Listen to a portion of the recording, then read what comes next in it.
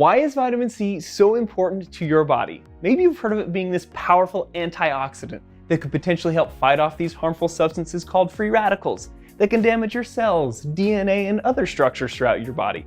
Maybe you've even heard of vitamin C being associated with that disease of pirates and other sailors from way back in the day called scurvy. So we'll definitely have to talk about how Captain Jack Sparrow avoided scurvy back in the day. And that'll even bring up a really cool topic about how vitamin C is essential for building one of the most abundant and therefore arguably one of the most important proteins in your body. And of course, we've got to talk about vitamin C and its association with the immune system. Can it help prevent the common cold? Can it help you get over the cold faster? We've got a few questions to answer, so let's jump right into this.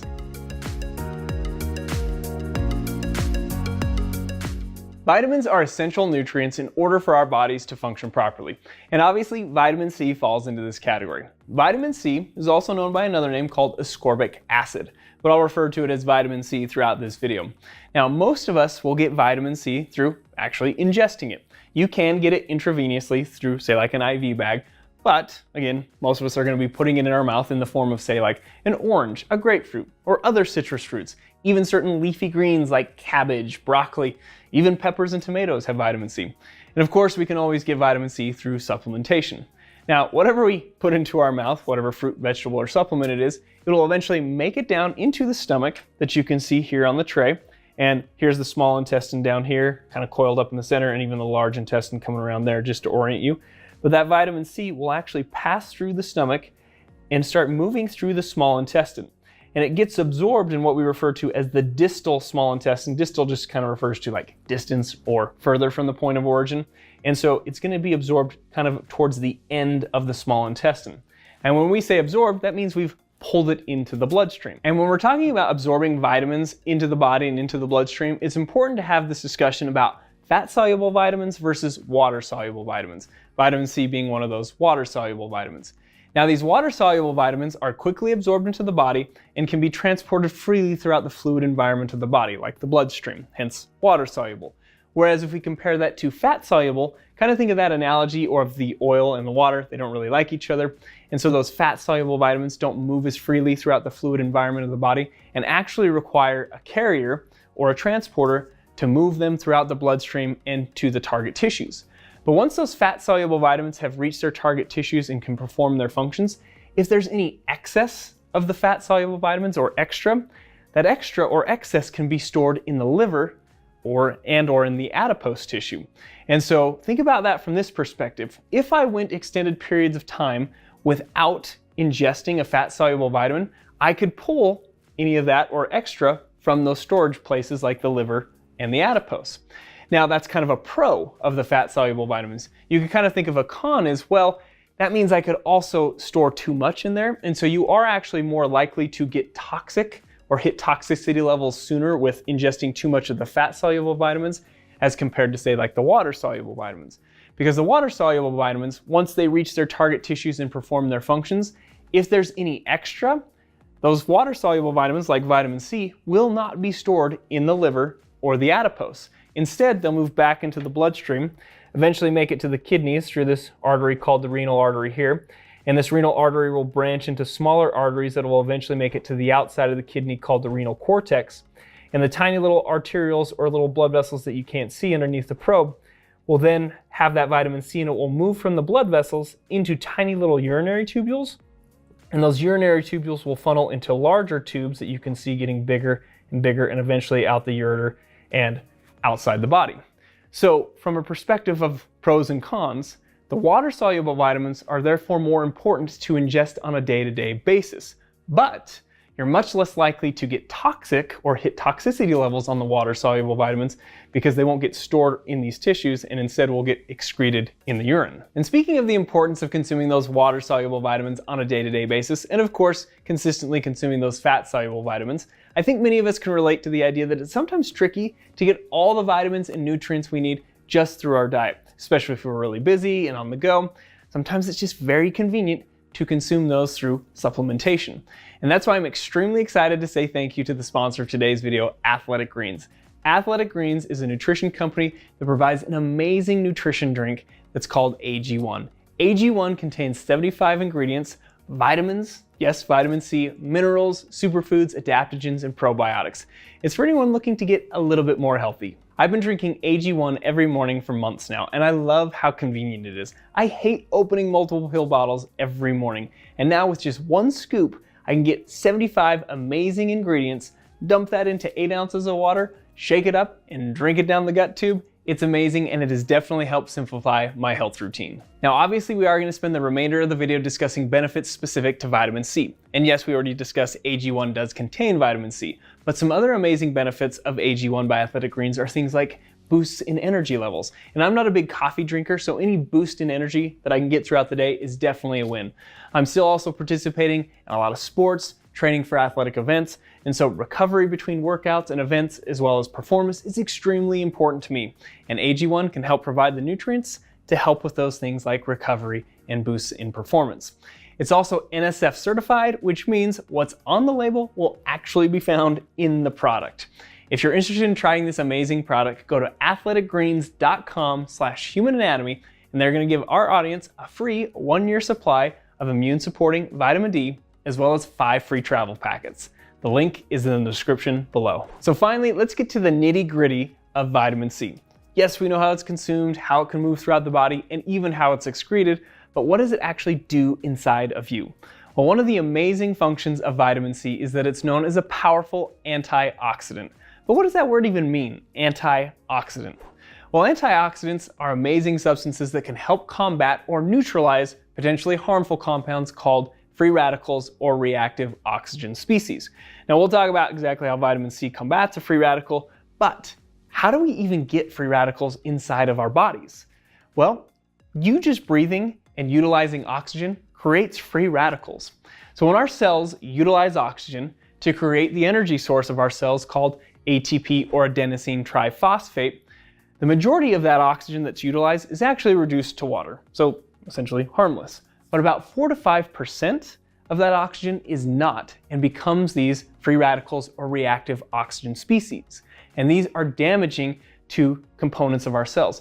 It's known to create what's called oxidative stress or oxidative damage, and so you're starting to see this connection to antioxidant. And this is where the chemistry people get really excited and really involved, because reactive oxygen species or free radicals are unstable compounds. And when you get into chemistry, when we talk about stable compounds, in general, stable compounds have a proper number or proper pairing of electrons, and free radicals do not. And you can think of them as yearning to steal and gain an electron because they're so reactive. And what happens is think of this on your cell. Maybe a free radical comes in contact with your cell membrane and tries to take an electron from a phospholipid of your cell membrane, or maybe a protein in the cell, or maybe even the DNA. And when it tries to steal that electron, it damages that component of the cell and can even create a chain reaction of damaging other components. And what these antioxidants do is that they can donate an electron to that free radical to neutralize and stabilize it so it won't go on and damage structures or components of your cells. And that's what vitamin C can do. It's pretty amazing and awesome to think about. Vitamin C can also help with vitamin E. Vitamin E is a antioxidant, but when vitamin E donates its electron to try to neutralize a free radical, it kind of gets all wonky, because wonky is a technical term, and unstable. And vitamin C is like, I got you, vitamin E. Donates its electron, stabilizes vitamin E, and then vitamin E can go on its merry little way. Now, another amazing function of vitamin C is that it is essential in activating an enzyme that is important in producing this protein called collagen. Collagen is the most abundant protein in the human body, and so without vitamin C, you'll have weak and defective collagen. And collagen is known as this protein that provides amazing tensile strength. It's kind of this microscopic string-like protein. Think of it as like a microscopic rope. If you tried to pull it apart, it would resist being pulled apart, thereby again creating tensile strength for the tissues that you find it in. And again, I said it's the most abundant. You find collagen in so many places. You find it in tendons, ligaments, cartilage, your skin, blood vessels, and even in your bones. And we could make that list even longer. The point is you can find it in so many different places. But this is this link between vitamin C and the disease scurvy, because the symptoms of scurvy come from this weak and defective collagen. So for example, people with scurvy will have poor wound healing. When we get a cut, normally the cells come in and they deposit new collagen and you heal up. But if you have weak and defective collagen, then the wounds aren't going to heal very well. People with scurvy will also have easy bruising, because remember, those blood vessels would also have collagen in the wall. If you have weak defective collagen, those tiny little blood vessels will rupture, equals easy bruising. And yes, of course, the collagen in the connective tissues and the structures of the mouth. Teeth can fall out, causing poor dentition. And yes, people with scurvy can also have poor bone health. And it's interesting to think about, because what we've learned about vitamin C is that we know that we can't store it. So say you go on this long voyage back in the day and you eat up all the fruits and vegetables at the beginning of the voyage, and then over the next month or two you don't have any vitamin C, you can develop those symptoms of scurvy. And in a way, it's a pretty easy fix. It's just we didn't know what was going on. But some of these earlier explorers, one named Captain James Cook, he was a British explorer, started to figure out that if his crew was eating certain fresh vegetables and other foods, they weren't developing scurvy. He obviously didn't know the exact mechanism of, was it vitamin C, what was in those vegetables or those foods that were preventing scurvy, but he noticed that correlation there. And so, when we're talking about pirates like Captain Jack Sparrow and the other pirates of the Caribbean, it would be wise when they're pirating and pillaging, they would also pirate and pillage for things like fruits and vegetables to stop them from getting scurvy. And that would definitely help with a lot of those symptoms and prevent scurvy. It's not the only thing that would, prevent poor dentition, because some of those pirates would still have poor dentition. So, pirate and pillage for a toothbrush next time too. And finally, the age-old question, can vitamin C help reduce your risk of, say, catching the common cold? And even if you do catch it, can it help reduce the time that you have it and even the severity of the symptoms? Well, we do know that vitamin C levels do decrease in the plasma and in the white blood cells during an infection or an illness. So you might think, well, if I help boost that up through supplementation, would that help? Well, the most commonly quoted study is a study that is a meta-analysis that actually looked at 30 other studies from 1966 to 2012. And what this did is it looked at all these different studies around vitamin C and looked at people who are supplementing 200 milligrams or more. And what they found is that those that were supplementing 200 milligrams or more did not actually have a reduction in the risk of actually catching the cold. However, they did show a potential for a reduction in the time that they had the cold by about 8%, and even a reduction in the severity of those cold symptoms. And again, this wasn't just you hurry and reach for the vitamin C out of nowhere when you got sick. This was through consistent supplementation on a day-to-day basis. And so for the general population, supplementing over 200 milligrams of vitamin C, is it going to reduce your chances? Not so much, but could it help maybe reduce the time and the severity? Yeah, it's possible. But there was one subset of people, or a group of people, that did show a reduction in the actual risk of catching the cold, and that was people who were participating in strenuous physical activity, or kind of in strenuous circumstances.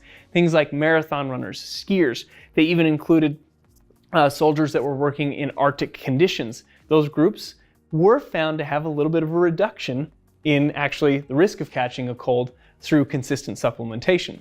Now, is vitamin C the end-all be-all for your immune system? No, your immune system's going to try to fight whatever it can, but again, a potential help for consistent supplementation. As always, thank you for watching our crazy anatomy and physiology videos. We really hope that you guys get something out of them and learn something new about this amazing human body that we all get to walk around with every single day. If you're interested in AG1 by Athletic Greens, go ahead and check out that link in the description below.